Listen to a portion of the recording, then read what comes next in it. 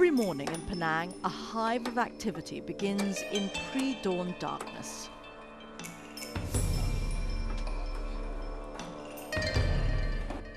A daily ritual where meat is slaughtered and prepared,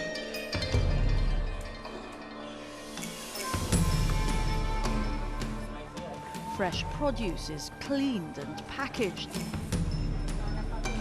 and an abundance of seafood is brought from the ocean to market.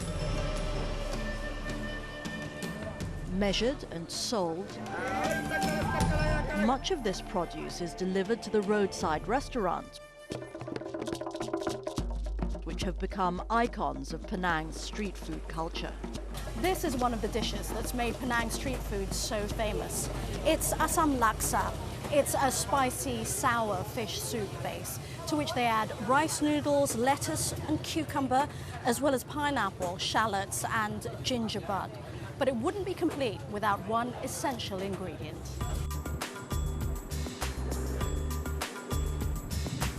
To find it, I'm making the coastal journey down to the southwest of Penang. It's a whole different world. Away from the hectic urban life of Penang's cityscape, you find a tranquil rural setting, dotted with curious faces and small villages.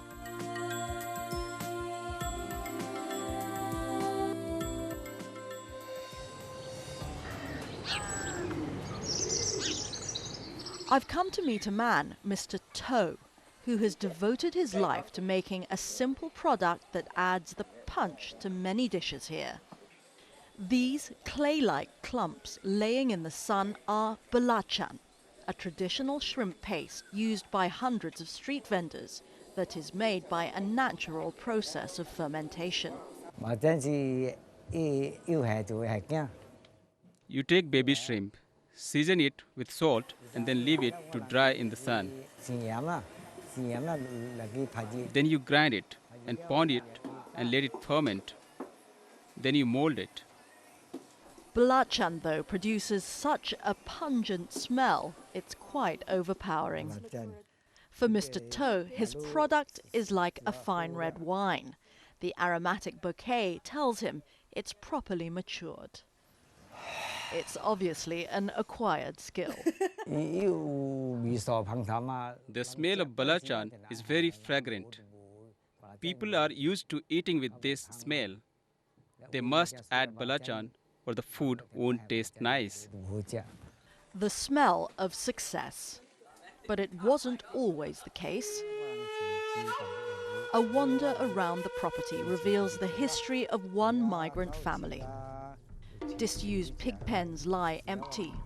The remnants of the business started by Mr. To's father when he arrived in Penang more than 5 decades ago.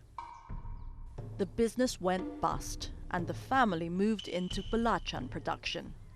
They now employ dozens of local workers. Like many people here, Mr. To is a modest man, slightly embarrassed when I refer to him as the king of belacan. And now, with his son by his side, production has moved toward the lucrative export market. But nearly half of his annual production is still sold directly to street food vendors, who use simple ingredients to great effect. This is Mr. Lim, and as his old black and white photos show, he's been working on this footpath for many years. He's a one-man manufacturing machine, making popia, pastry skins for spring rolls. And his method of preparation is mesmerizing to watch. What you buy from the supermarket is made by machine. It's not the same as handmade. And each day they're handmade in their hundreds. And Mr. Lim has often struggled to keep up with demand. I used to work a minimum 12 hours a day, but not anymore. I'm an old man already. Now my bones are old and I can only work 6 hours. His customers represent a cross-section of Penang's multicultural community. People of all races buy it, Westerners, Malays, and Indian. Most importantly because there's no pork. Mr. Lim's food is halal, prepared in accordance with Islamic practices in order to satisfy his many Muslim shoppers. But it's not only Muslims. Penang is also home to large communities of Buddhists and Hindus. And when you look at the food and the faces in the city streets, what you're really seeing is the byproduct of history, the movement of different people, of differing faiths throughout a region. When the waves of immigrants first arrived here in Penang, they brought with them not just their food and culture, but also their religions. This is the Ku Kongsi in the heart of the old city, and it's places like this that continue to add to the rich flavour of this place. Buddhism brought by Chinese railroad workers, Indian Hindus and Muslims who arrived as labourers to tend rubber plantations, and local Malays who also follow Islam. I think each of them respect each other's religion, each other's customs and their habits. And in Malaysia we have this word called tolerance. You have to tolerate each other in order to live in harmony. Teresa Pereira is a Heritage Trust guide in Penang, but her tours give visitors a unique taste. A three-course introduction to food, culture and history. On the heritage tours, we actually show the guest exactly what's out there. We don't want to change anything, but if you're moving into Little India and you see the guy making the tea, for instance, a teh tarik, we want to show them how it's made. Of Sri Lankan and Indian descent, Teresa explains not only the ancestry of her own people, but all the communities. Communities which have grown through the ready availability of work. They all know they have opportunities in Malaysia to work here, And also it's because generations, their fathers used to work here, the great-great-grandfathers used to. So it's from the generations that's been passed down. And when the father comes, he brings a little son with him. And it's been going on for years. But this is no easy life. Working long hours for the promise of a small return. This is Samsudin. He makes the best samosas in Malaysia, I would say. Hi, Samsudin. How are you, Samsudin? He gets up in the morning at 6 because he has to prepare all these things before he comes. Right, of course. And until 10 at night, every day. And he's making them a mile a minute. Yeah. And this is his own recipe of pastry, which he never gives away to anyone. It's a recipe for good business, and his customers quite obviously agree. Delicious.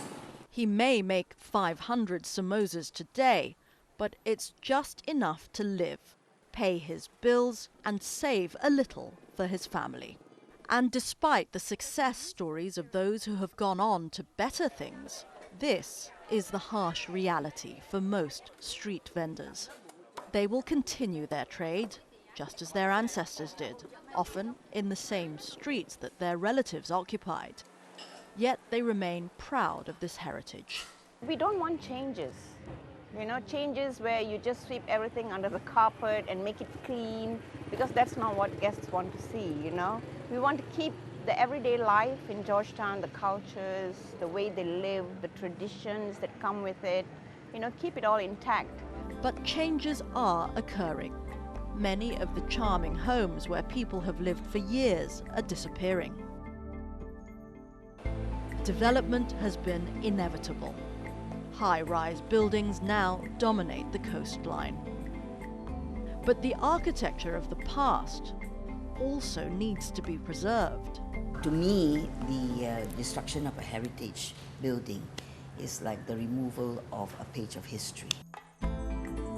A wander with Dato Key through the Blue Mansion, which has been lovingly restored, makes you realize just how important all the facets of Penang's identity are.